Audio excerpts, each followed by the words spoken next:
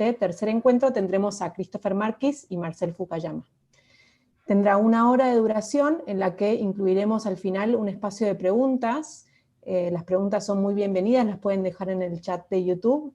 Y hemos tomado nota también de otras preguntas muy interesantes que fueron enviadas en el formulario de inscripción. Solo... ¿no está funcionando? Perdón. Perdón. Entonces tendrá 1 hora de duración en la que incluiremos un espacio de preguntas, como les dijimos. Estas preguntas pueden ser dejadas en el chat de YouTube, las iremos compartiendo con el equipo, y también recibimos preguntas muy interesantes que fueron enviadas a través de nuestro formulario de inscripción.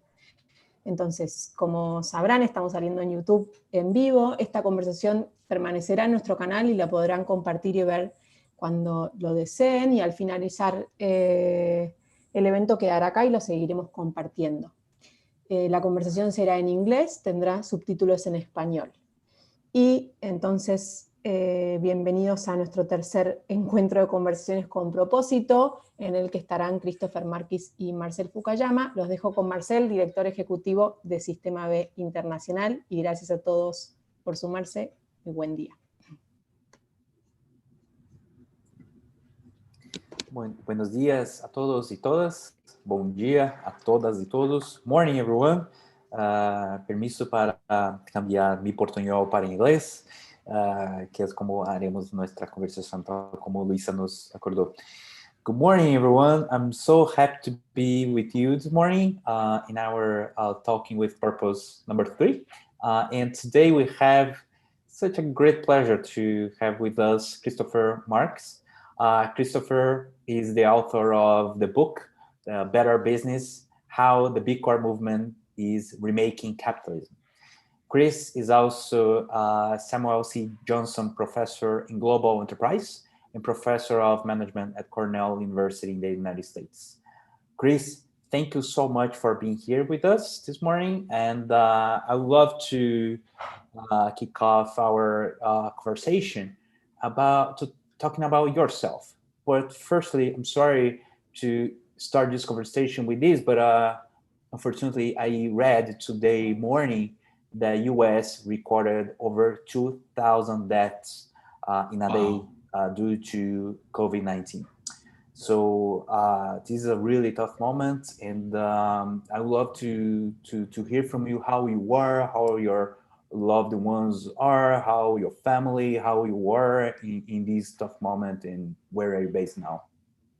Sure. Well, thanks so much, Marcel. Thank you, Sistema B, for having me as part of this series of talks. It's real exciting to be there, to be with you. You know, I'm really passionate about the B Corp movement, and I know that sort of Latin America is a real sort of hotspot of that. And I do hope that after the pandemic is over, that I'm able to actually come visit in person and meet all of you and study some of the great B Corps and other purpose-driven businesses in, you know, wherever you are. So I'm in New York City, which is, you know, in the US early on was a very serious area with the COVID-19.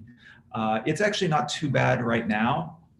You know, they've actually instituted some recently some additional sort of lighter lockdown. I think some of the schools are closing, a little bit more restrictions on restaurants. A lot of the areas in sort of the southern central part of the United States have really been suffering more recently. You know, in the early days, it was the east and west coasts, and now it's much more sort of the center part of the country. You know, my family's doing well. Actually, my hometown is Pittsburgh, which is, you know, traditionally you know, sort of steel industry, although it's transformed itself to more, you know, healthcare and IT. So, you know, that actually is a place as well that has fared relatively well. It's in the state of Pennsylvania, and the eastern part of Pennsylvania is Philadelphia, which also is close to New York. So instituted very strict lockdowns early on, which benefited the western part of the state. You know, I think, yeah, hopefully in a few months we'll have new political leadership in the United States, which will take this seriously. I think that, you know, whatever you think of President, U.S. President Trump or not, I think that, the dealing with the COVID crisis has really been disastrous, particularly over the last month or so, as he's been really just focused on trying to maintain his own power and not thinking at all about the people. So anyways, my little political editorial in there, I apologize, but I do hope that we can return to a more normal situation in a few months. Thank you, Chris. I'm glad that you brought your political view, and I'm sure we're gonna have some time to discuss about that, because this is really, really important in the times that we live. So yes, indeed, we're gonna talk about the US elections somehow in this conversation. Yeah. Right. Thanks. But I would love to, before talking about your book, most recent book, I'd love to learn more about you, about yourself. Sure. Tell us about who you are and your background, which is quite interesting. You guys are gonna see that. Yeah, I'm someone, very, very fortunate. I found a career and livelihood that I'm passionate about and love. I'm a professor at Cornell, and I teach some, but really do a lot of research and work directly with companies. And I think I'm really, very fortunate to be able to do that. The path that got me here was not necessarily the most linear or straight path. It's been a very windy one. So I always think that I had an interest in being an academic. Actually, out of my undergraduate, I studied history. I was in a PhD program in history, believe it or not. But that ended up not working out. It wasn't a good fit for me. But you really can't find a good job with a history master's degree, which I ended up getting. So I ended up getting an MBA, worked in finance for a number of years, eventually for JP Morgan and Chase.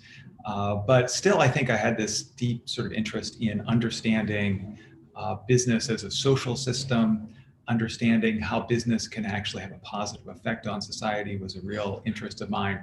So after working for a number of years, and actually when I was 30, I actually went back to get a PhD, and I got a PhD in sociology, which after that, I ended up working for 10 years at Harvard Business School. And then 5 years ago, moved to Cornell. So it's been a quite a windy journey, but all of those experiences really have contributed to where I am now. Amazing. And where does it come from, your interest by sustainable business and social entrepreneurship, you think? Yeah, that's a good question. I think, as I've seen business throughout my life, I've really seen sort of a lot of the positives. So so my mom, for instance, she worked at an NGO that was actually funded a lot by business, and I think that was sort of early on where I could see that. My 6 years in banking, banks in the United States are traditionally very active in their local communities. Very important. The bank leaders are very involved in local charities, are very involved philanthropically. So I think that sort of working in the financial services industry and banking, and I wasn't in the sort of really high-level investment banking. I was working actually in the regular commercial bank. So I was able to get actually some exposure to that. And that's actually why I think I went back and got a PhD in sociology, because that really is about the study of society. But what I brought to it, I think, is really this perspective of business as both economic and social actors. And then when I went to HBS, the platform there is really fantastic, and I thought I could actually have an effect on the world and society, and so I should really look at topics that are really important for the world, and the students there were great, as they are. Cornell is a place that's very focused on sustainable business as well. So I think it's sort of early background, some of my career experience, and then really at these great institutions, being exposed to super students that are passionate about this is all sort of contributed to it. Great, Chris. I see that you have dedicated an important part of your studies and work in China and about China. Right. Tell us about that. Why and your lessons learned. Yeah, so my interest in China goes back a long time too. So actually in high school, I had a teacher who in an Asian studies class that was really very influential to me. And she actually had a PhD in history, really Chinese history, which strangely enough, you don't see people with PhDs frequently teaching in high schools. But, she really ignited this passion in me. When I graduated from we started college, it was in the late 1980s. And actually, that was right after the Tiananmen issue. And there was issues between, the US and China made it a little difficult to study at that point. So I actually got away from it a while. When I was working at HBS, I had a chance to actually spend a number of months in Hong Kong very early in my time there, maybe around 2008 or so. And I realized one of the things I was really interested in was the environment and civil society. And at the time, there was a tremendous attention from the government on these issues. And I realized, again, I had this sort of longstanding interest. If I'm going to make a difference in the world, this place where the problems are so big, the government is actually really directing a lot of attention to it. It would be a great opportunity to both study and hopefully help advance that as well. Great. Seems like a global experience, a global view of the current state of the world. Hopefully Latin America is in your roadmap. If it is, let us know. We'd be more than happy to. Definitely. And more recently, as a result of the B Corp movement, it definitely has become part of it. I think that, the future of the movement, I think particularly around large corporations, is in both Europe and in Latin America. I think, the B Movement Builders program, where you have, 3 amazing companies from Brazil, led by Natura. It's really, it's an exciting thing to actually see the, capitalism be able to change. And I think that from, more likely from Europe and South America, Latin America will be the engine of that. Yeah, I'm glad to hear that. Well, in Latin America, in the world pre-pandemic, Latin America and the Caribbean was one of the fastest growing regions in the B Corp movement. Today, we have over 650 certified B Corps in the region and over 24,000 businesses using the B Impact Assessment to measure, manage, and report their triple impact. So there is indeed something going on in the region. And the pandemic, the coronavirus pandemic has affected a lot the region. Today, we have, by now, we have lost over 300,000 lives and over 8 million cases reported. And until last week, according to the International Labor Organization, Latin America and the Caribbean lost over 34 million jobs, which have that created an important humanitarian, sanitary, social, economic crisis in the whole region. But what we've seen in our B Corp community is we've seen signals of hope that there is a new way to do business and generate positive impact, which brings us to a conversation about economic reactivation, a reactivation that promotes, that truly creates an inclusive and regenerative economic system. And that's what I would love to talk about with you. So you launched recently your book, Better Business, How the B Corp Movement is Remaking Capitalism. But before that, we got really happy with this cover, right? So our audience can see the cover of a really remarkable magazine called Stanford Social Innovation Review. If you that is who you are watching us today, you do not know this published, you have to.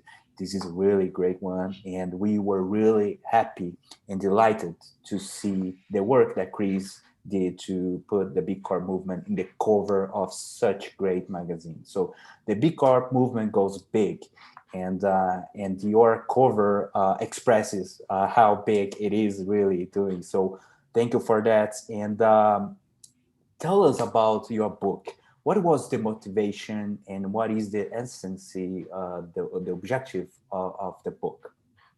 Yeah, so I guess sort of inspiration, motivation, I think started with my students. So, when I went to HBS in 2005, I was teaching relatively early on a course on corporate social responsibility, basically.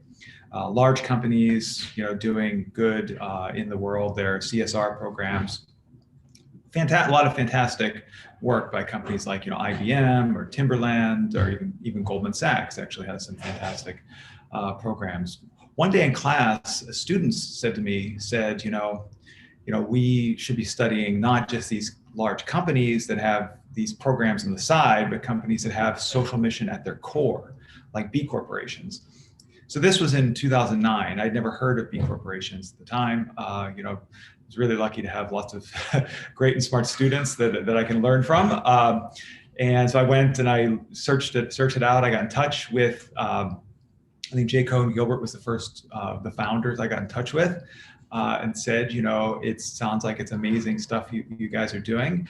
And I would love to write an HBS case about you because my students are really interested. So that sort of started this long process of researching and writing about B corporations. So I did an HBS case study in 2010 and another whole one in 2015, and actually 7 other B Corps I've written whole standalone case studies on, including everything from, you mentioned China. I did one on First Respond, which is the first B Corp in China, Danone North America, which is the largest B Corp in the world, and a variety of other sort of ones in between sizes. So as I was doing that research, I was doing a lot of work in China as well. So I thought that sort of the next phase of my work, would really mostly be China focused. But one day, J. Cohen Gilbert actually came to my class at Cornell, and we had organized a public event with him that day. And so it was just amazing to me, the enthusiasm and how many students actually ended up attending this talk he gave. It was like an auditorium with maybe 100 plus seats, and there were people sitting on the floor, people streaming in. And sort of during that talk, I realized, I've done all this work. I should really sort of put it together into something bigger, and so that I could help actually spread the word more broadly. And so that was, I think, maybe 2017, and I started what I thought was going to be easier than it was. Because I had all this material already, but actually I went back and did all new interviews. I interviewed over 60 B Corps. Now over the last number of months, I've talked to a lot more. So I'm probably, about 100 or so now. And that's really the inspiration, I think, that, seeing all of these passionate entrepreneurs.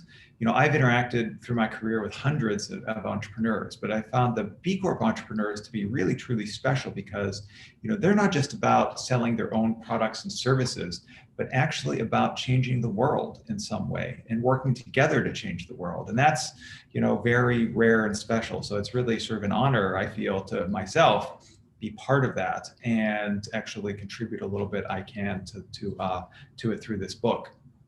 You also asked about sort of the message of the book.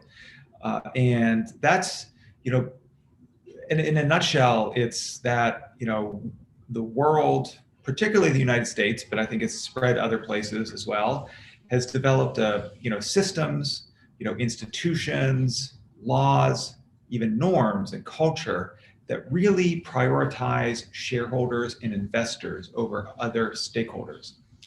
And there's a lot of attention and interest on moving to a much more stakeholder-driven economy. And I think that the B Corp tools, processes, and movement provide a really, robust and authentic way to do that. You mentioned in, the sort of the Sistema Bay area that maybe 25,000 businesses use the BIA. That's exactly what I'm talking about. I hope that even more. I think worldwide over 100,000 end up using it. And I think that's, certainly I think it's important to have more B Corps, but the book is not necessarily saying there should be more B Corps. It's saying that we should have a more stakeholder-driven economy and economic system, and that actually many of the B Corp tools like the BIA, like benefit corporation governance, are a really good way to get there. Well, you brought several elements, quite interesting elements to talk about.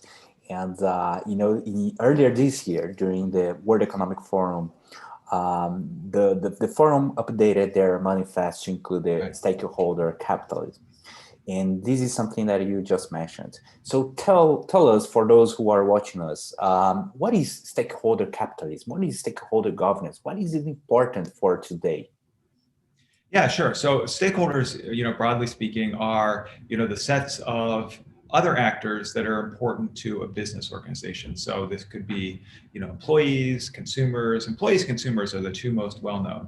There's also government actors, investors, suppliers. Every company has its own sort of set of stakeholders. Those are some of the more major ones. And so the idea of stakeholder capitalism is that, again, I mentioned there's a situation where we've had this primacy on shareholders. It's actually shifting the purpose of the company to not focus just primarily on shareholders, but actually focus on all stakeholders. So making sure that, employees have appropriate benefits, paid a living wage, communities, companies are, not spilling their pollution to communities, but they're acting in responsible ways. I think this is somewhat, easier said than done. I think it's easy for companies, the World Economic Forum, or in the US, we have this Business Roundtable organization, which is the, 200 largest company CEOs saying we should be more stakeholder oriented. And I think it's, I think that it's great that all these organizations are saying this, because it brings attention, which is really important to change people's minds about, what business can be. But I think that without sort of accountability and transparency on these issues, nothing will get accomplished. And so, this is why I think, so you mentioned stakeholder governance. This is actually where the sort of legal foundation, the articles of incorporation of the company are actually written into it, that it's not just about shareholders, but actually the business has a purpose to deliver value to all stakeholders. And then, having companies report on that, do ESG, environmental social governance reporting, of which the B impact assessment is one type of tool to do that, I think is super important, because unless we have transparency, accountability on these issues, like I said, it just won't get done. That's a really important point. Walk the talk and avoid the new generation of greenwashers or social washing or purpose washing, whatever we want to call it. There is indeed this risk. So one of the greatest thing of the B impact assessment is to help these entrepreneurs that are really wanting to embed these practices, to do it in a very consistent way. And based on the findings of your book, what are the main highlights that, based on the use of the B impact assessment, that you saw, hey, this is really important to make these entrepreneurs to walk the talk? Sure. So I think there's a couple things. So one, I just want to start more generally, that, the book is titled Better Business. And the reason why is because, like so many of the companies I talk to, like literally, tens, I mean, sort of, I talked to maybe 60 and probably, 10 plus maybe, told me, we got into this because we believed in the social and environmental mission, but actually going through this process made us a better business by, measuring, tracking, reporting on a wide array of business impacts that are through the B impact assessment. And also within there's tools to sort of help benchmark and understand processes. So many companies told me this was actually like a playbook for good management. So I think that, this idea of actually going through this is really, is really super helpful to businesses. It's also similar to what Larry Fink, the founder and CEO of BlackRock, one of the largest investors in the world, has been writing letters saying companies should be focused more on purpose and be more sustainable and report on that. And the reason why is because it's about long-term management, it's about risk management, and I think that actually going through such a process really helps, systematize the company in a way that is just much better managed. We're coming out of this COVID pandemic, and it reminds me that an early study on B corporations was done coming out of the the 2008 financial crisis in the United States. And what this study found is that, B corporations compared to other companies were, more likely to survive the crisis and then grow faster afterwards. And I think that, just actually going through this process is what really helps companies become much better managed. A few specific things that end up, coming up, I think one is on the employee dimension. So, actually instituting effective and robust employee benefits, pay that is a living wage for employees. In many other items, actually about a fifth of the BIA is about employee relations. It leads companies. So many companies told me they're better, much higher retention, attraction of much better talent. And this is not just, this is what companies tell me, but there is lots of academic research that shows that actually those type of practices lead to significant HR benefits. I think one of the things where it's really important more recently around walking the talk around employees is around like diversity, inclusion, equity issues. This is something I think it's been exposed really in the United States pretty substantially, mostly around race, is that there is systemic discrimination that exists in our world. And, it's through there is some sort of active discrimination, but much of the reasons of sort of pay inequities and other discriminatory acts are a result of the system. Is not the result of actually anything one individual is doing. Maybe a woman is hired into an organization at a slightly lower pay rate because actually research shows that men actually negotiate much more aggressively in sort of their pay when they get hired. This actually widens over time as people get sort of regular raises. And so, 5-10 years down the line, actually the women are paid less. And this is about the system. So I think that actually going through the BIA, it helps expose those issues and then creates an opportunity for management to adjust them. So I think that, there's many benefits and things to do with the BIA. Yeah, let me pick one of the issues that you brought. Today is holiday in many cities across Brazil because today is the Black Awareness Day.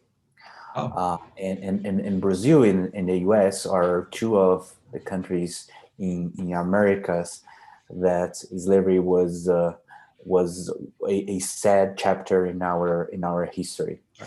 And today we celebrated Black Awareness Day, and sadly, I woke up with the news that a Black man was hit to death by 2 security guards in south of Brazil yesterday evening. Wow. And this year, 2020, has been shaped for many structural challenges. And you mentioned some of them, and some important movements as Black Lives Matter and others movements have shown us the importance of such issues. If we double click in private sector, particularly in the role of business on society and how to tackle inequality, today just 1% of the Fortune 500 CEOs are Black. And that talks a lot about the myth of meritocracy. And there is a Brazilian company, which is a B movement builders that you wrote about, called Magazine Luiza or Magalu. And they recently launched a program, a trainee program for Black people. And they stood up against racism and launched this important program. And that's been perceived very controversial program in many different communities. But I would love to hear from you, how do you see these initiatives from the perspective of society as the issues that we are living, and also the perspective of the business community? How you think these important initiatives as this one, the training program for Black people, help companies to be more resilient, more responsive, and better business? Yeah, I think that's super important what you said. I wasn't aware of that program that Magalu is doing, but I'm going to actually I want to sort of like my student I learned from, I'm going to go research that, because actually companies being outspoken and introducing programs like this, I think is one area that I'm going to be focusing on in the future. I think that, if you think about, many of our largest social issues, I think that sort of racial discrimination is one of them. Business is where the rubber meets the road, so to speak. I don't know what the Spanish and Portuguese translation for that idiom is, rubber meets the road. But it's, policy objectives are certainly very important. Things like individual, unconscious bias and racism training is certainly very important.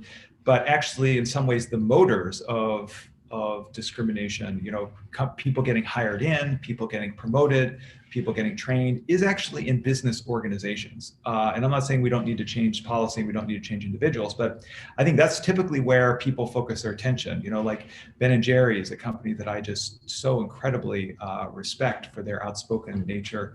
They focus on these issues.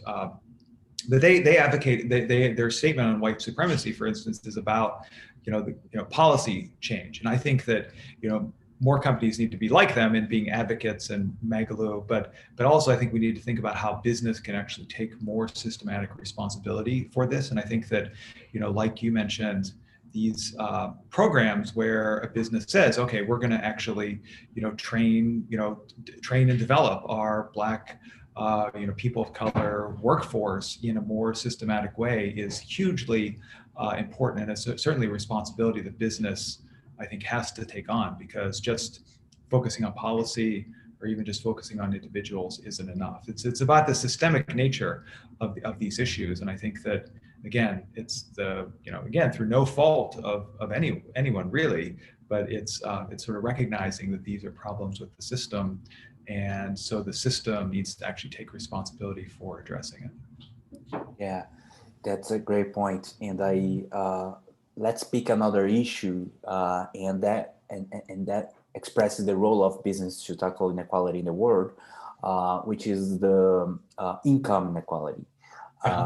So I read a report from the pay scale that the gap wage in the US is 1 to 350, and the gap wage, just to let you know, the best paid CEO Yes. in Brazil, the gap wage is very high. So what the CEO makes in one single month, a median Brazilian makes in 97 years. So that is a distortion. That is a social distortion created by the current system. So based on the learnings that you had writing the book and walking around the world and talking to entrepreneurs, etc., how do you see the role of business to tackle income inequality, which is one of the SDGs? Right. Right. So tell us about this particular structural challenge that we have in our unequal world. Yeah. So certainly, I think. You highlighted a couple, I think, really important issues. So, one is, I think, on sort of the median or, sort of lower paid workers. Many of the B Corps are really active in promoting actually raising wages. And I think that's sort of a really obviously important thing to make sure that the workers are paid effectively. But I think that actually the real, sort of criminal aspect of this almost is the fact that CEOs get paid so much. This idea of, in the US, it's 300 plus to 1, only has come about in the last 30 to 40 years. Actually early on it was something like 20 to 1. Sort of in the 1970s it was like maybe 20 to 25 to 1, which is significantly fair, sort of fairer in some ways than 300 plus to 1. So a couple things. So one, I think it's been a result of the shareholder primacy problems.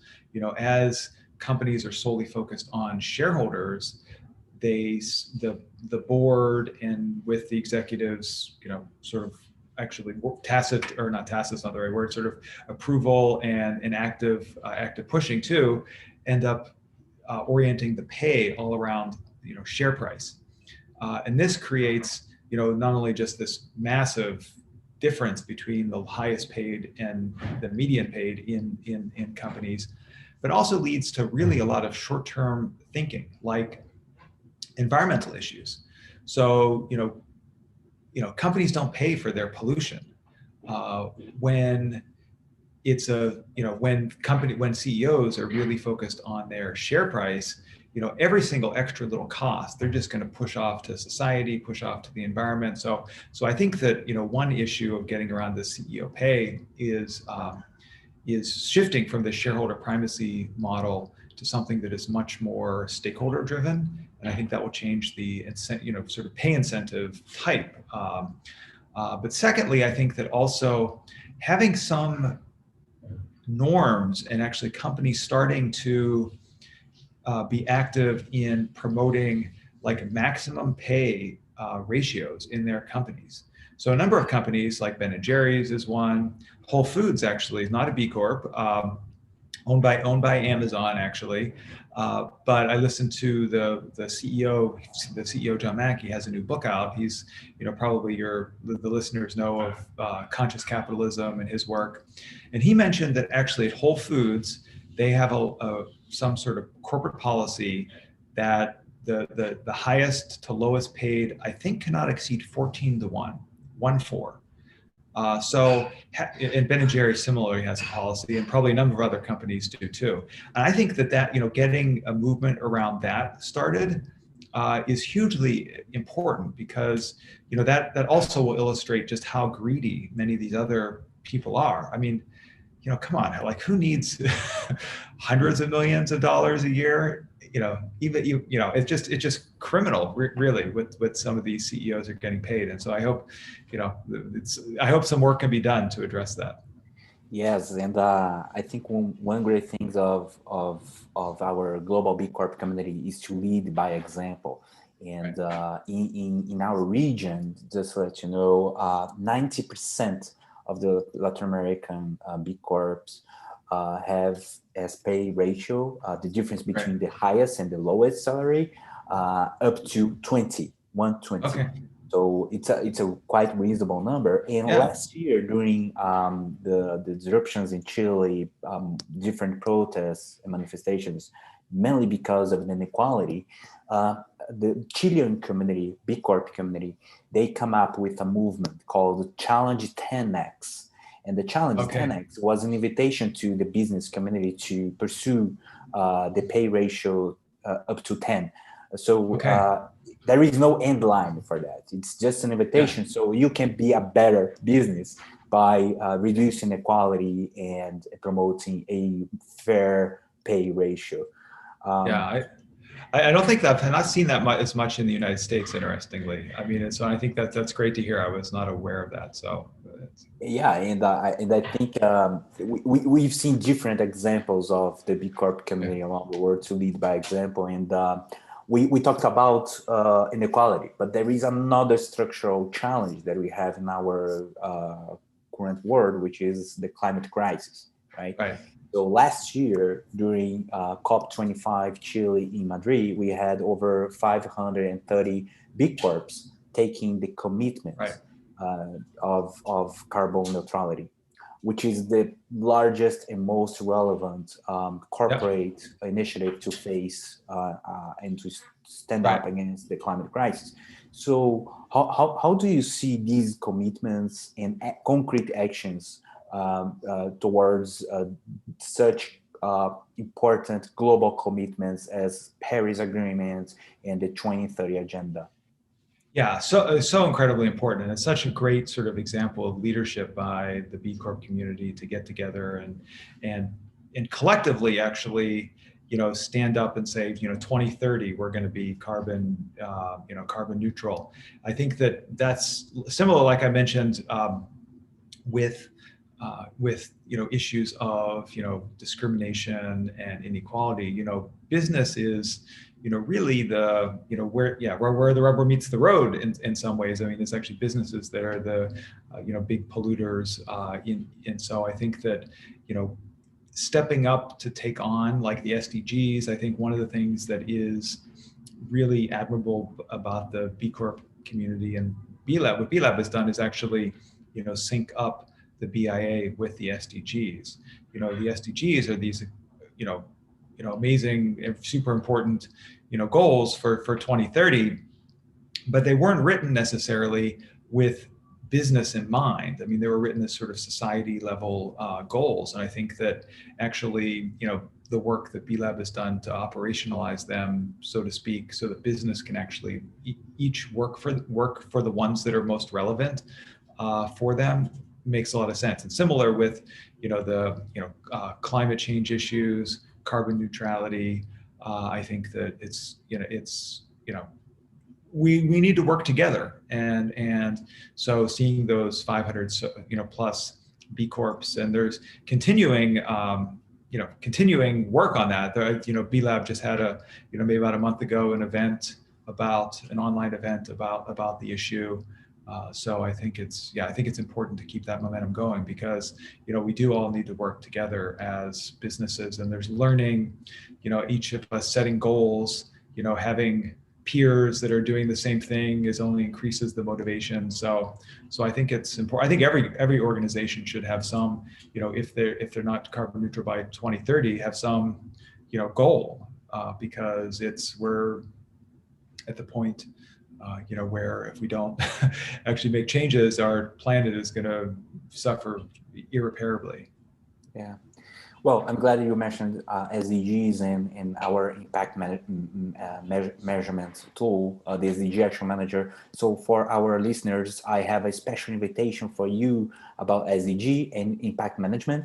And we please stay with us, and I'll share this special invitation with you. So Chris, we have some questions from the audience here. And the first one I'd like to share with you, I don't have the name, unfortunately, for the person who sent us, but it's about, are we changing capitalism itself in essence towards another economic system, or are we just changing its rules and scheme of operation? So very interesting question. Yeah, that is a very interesting question. So I would say it's an of essence change. I think it's still capitalism. I think that, in the United States, particularly around the election, there's a lot of, like the issues of whether things are socialism or capitalism. It's really sort of some bizarre, bizarre sort of labeling and debating that takes place. But I think,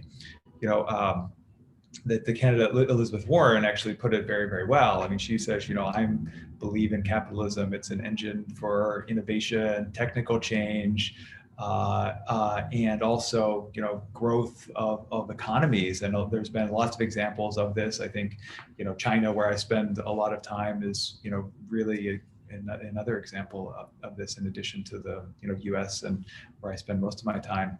But I think that it's a system that, without actually the right institutions and laws and rules, actually ends up sort of in this winners take all situation where, as we've seen, there ends up being tremendous inequality, so I think that what we need to do is reform it from this system of shareholder focus at the corporate level to much more stakeholder focus. And I think that's, if you look at how if you think about when you think about US, about essence, I mean, so I'll use the US example because that's the one I'm the most familiar with. The laws that exist, enforce on companies a need to focus on shareholders first. The norms and what is in people's minds that exist, it's about shareholders first. You see this in movies. One of my favorite movie examples, there's this movie from the 1980s called Wall Street, and this character, Gordon Gekko, Michael Douglas, he gets up in a shareholder meeting, and he describes how greed is good, that actually if you focus just on profits in yourself, it actually ends up being better for everyone. Which is similar to what Milton Friedman described in his essay that sort of started the shareholder primacy movement. So I think that, shifting from the shareholder primacy to a stakeholder-driven model is a change in its essence, but not something where we're getting away from actually capitalism, but actually having a new, fairer, and more balanced model. Yeah, I like your point, and what I hear from you is the need also to change the rules of the game, right. To reform institutions for this new economic system and shift right. culture and shape this culture towards this new economic system, which is quite interesting because one of our main priorities in the B Corp movement is to influence public policies for systems right. change. And one of the key structures that we've designed, influenced, implemented around the world is the benefit corp legislation, right. currently passing in 39 American states, then Italy, Colombia, Ecuador, British Columbia in Canada, recently in Peru. This yeah. week, the lower house passed in Uruguay. So there is a whole movement to influence policies for system change and create infrastructure for all businesses to behave yeah. like a B Corp with purpose, responsibility, and transparency. So one thing that I heard in your point is the importance to influence rules and change these rules of the game for this stakeholder capitalism. Yeah. And what are, in your opinion, based on these new moments in the US, mainly after the elections, which that's how we started our conversation. Right. Yeah. So, how do you feel this moment? Do you feel that we are in a better shape to implement our commitments for this agenda? Yeah, certainly a better shape than we were on like November 2nd.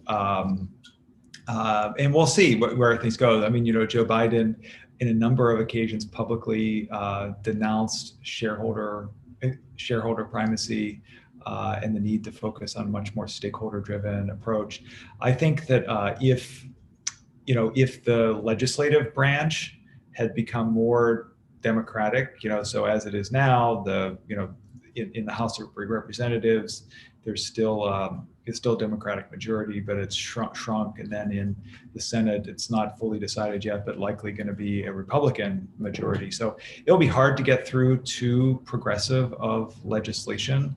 So for instance, one of the things in the US was that Elizabeth Warren described as actually passing like a national benefit corporation law, which actually the largest companies would be required to adhere to. I think something like that is really to deal with these issues of pay inequities and getting the environment, sort of corporate environmentalism on track. I mean, actually something like that is, would be the best solution in my mind. I mean, the policy solution, but I think that might not happen. So I think, but it's great to hear that in Latin America, there's been such enthusiasm for the benefit corporation model. I had heard about Peru. I had not heard about that it's working its way through the system in Uruguay. So that's really amazing. Yeah, and you mentioned the importance of large enterprises to get involved. And there is a question from the audience related to this.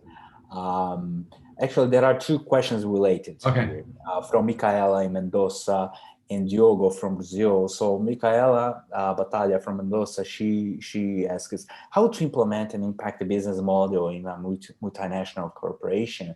And Diogo's question is related how to effectively implement purpose in large companies' management process and systems beyond top management commitments.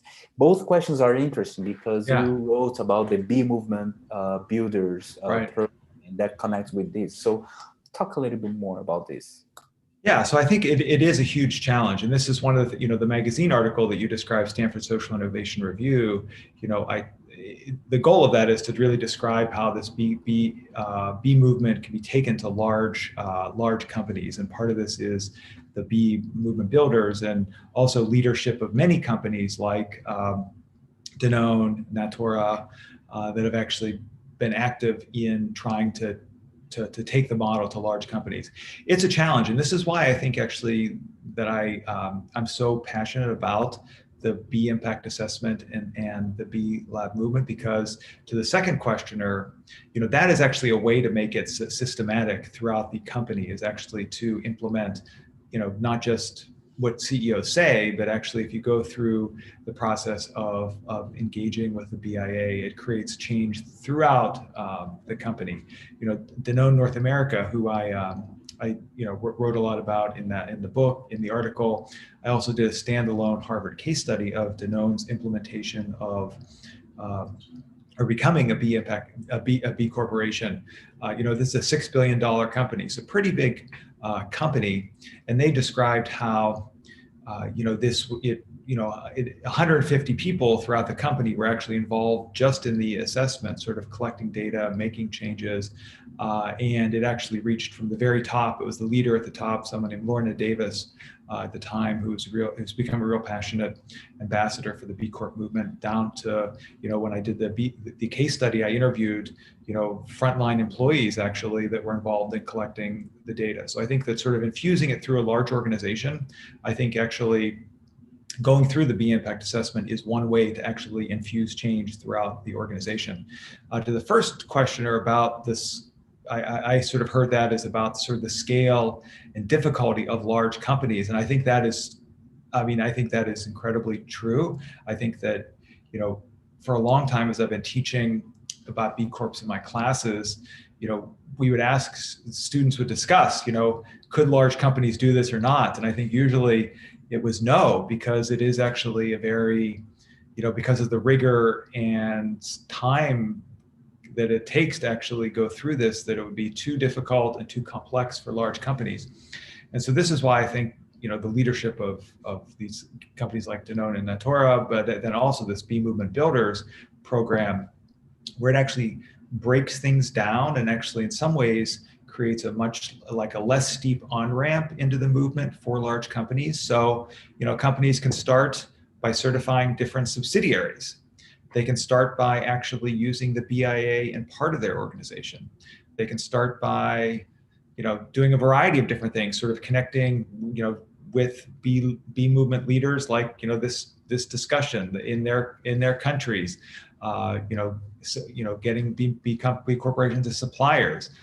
So there's a lot of ways that companies can actually start on this slowly. And I think that one of the things about this B Movement Builder program that I think is the most important is that they're doing this first group as a cohort. So there are, 6 companies, 2 companies that are deep in the movement, Natura and Danone, but then 4 other ones that are newer to the movement, 2 in Brazil, and then 2 in Europe, one in Switzerland, a fragrance company, and one in another in France, in addition to Danone. So I think that working together, seeing the example of these other companies, and going piece by piece, hopefully breaks it down for large companies in a way that they can actually become part of it.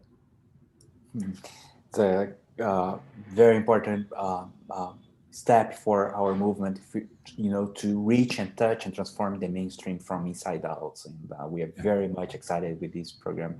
And Chris, I feel that I could spend all weekend talking about B Corp movement and your thoughts on that.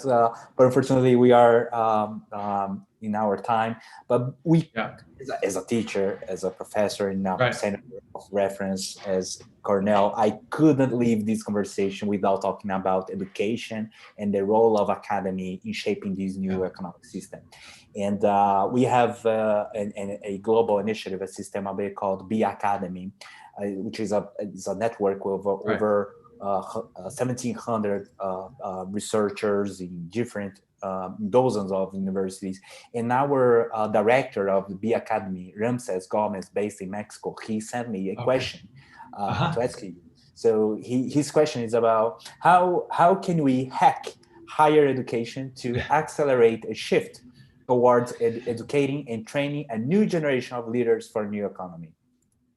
Yeah, great. Well, first I want to say, as an academic, getting to know about the work of Sistema B with academics has been truly inspiring to me.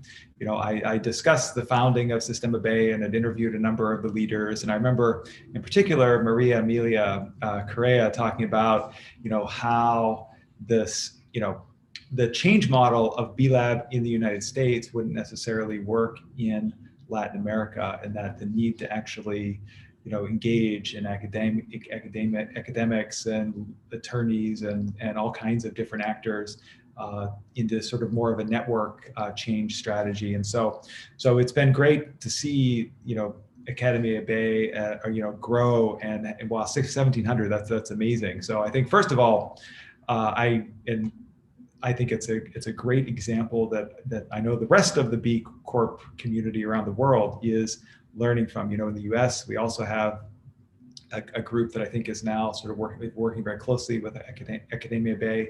And when I was in China the last time, which is now a while ago, maybe about a year ago, the people that were working on sort of diffusing the B Corp idea there were actually also interested in doing a sort of network of faculty and schools. And so I think that the reason why I think it's so important is because this idea of how the economic system should be is all in our minds in some way. And if we're able to, through teaching and educating the leaders of tomorrow about sustainable capitalism, stakeholder management, this will only have sort of the network would even expand even further. So I think that one is just, infusing this into curricula throughout the world is hugely important. B Corps, but then more generally, sustainable and regenerative types of economic models. I think too, something that I found that really works well is, students are so passionate about this model in so many places, probably in Latin America as well, but I know in the US, actually having hubs of B Corps and future B Corps that can work with students can help them with the BIA. And it's a win-win, because the companies are able to certify, but then also that it just furthers the impact among the students. I know in the US, some of the companies I talked to, particularly in Colorado, where there's a hotspot of B Corps, and also in North Carolina, where there's a hotspot of B Corps, it's this interplay between the university and the private sector that has actually really led to amazing things. So I think that's another way that academics can be mobilized. Amazing, Chris. Thank you so much. So we are wrapping up our conversation, and there is one last question here. Unfortunately, I cannot make all of the questions that we got here, but we have time, to continue this conversation in other channels. But this last question is from Sarah Molina. She's asking, is the book going to be available in Spanish or in Latin American bookstores? And after you respond to this question, please feel free to leave a final message to our listeners. Sure. So I certainly hope so. Actually, after the Stanford Social Innovation Review article came out, a publisher from Brazil contacted me about publishing it in Brazilian Portuguese. And this was a B Corp, which was really exciting. And I contacted them. So actually, I don't own the copyright of the book. The copyright is owned by the publisher.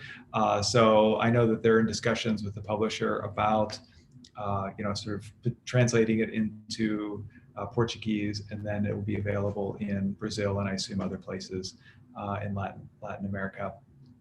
Spanish I haven't heard yet, but I certainly, if anyone on the line knows of publishers who'll be interested, please be in touch with me and I can get you in touch with the publisher. I've already have confirmed it's going to be published in Chinese and Korean. So that's, that's good. I know it may not mean a lot to this group, but we are starting to sort of get it published around the world.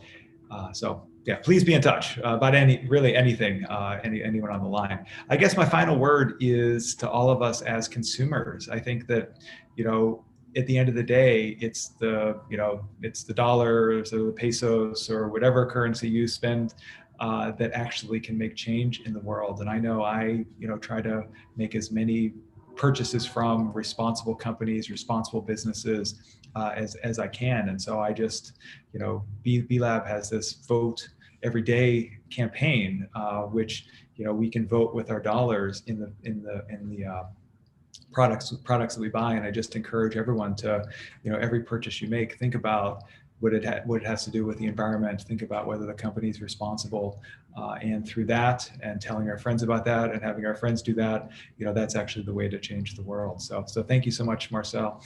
Thank you so much, Sistema B, for having this event. I really enjoyed talking to all of you. Thank you so much, Chris, for such inspiring, thoughtful, insightful conversation. I wish you a great weekend, and let's definitely stay in touch, because there are so many great things to do and to inspire and share such learnings. Thank you. Take care. Great, thank you. I'll make my final remarks in Spanish and Portuguese. Great. Okay. Entonces, muchísimas gracias a todos ustedes que están aquí con nosotros. Yo quería dejar solamente dos invitaciones muy especiales antes de cerrar nuestra llamada de hoy. Primero es que el 4 de diciembre vamos a tener nuestro quinto y último espacio internacional para la reactivación económica de impacto. Vamos a tener dos voceros increíbles que van a tener la moderación con otros dos voceros increíbles también. Entonces vamos a tener Stuart Wallis de We All Economy. Vamos a tener también Cristina Calvo, que es la directora de la Universidad de Buenos Aires, hablando sobre la cumbre de economía de Francisco. Este va a ser nuestro quinto y último espacio internacional para la reactivación económica de impacto, que es la iniciativa de Sistema B, junto a otras 600 personas de 16 países para reflexionar políticas públicas en respuesta a COVID-19 hacia la agenda de 2030. Por favor, participe. Va a ser súper importante justamente para fortalecer nuestra comunidad en este momento importante.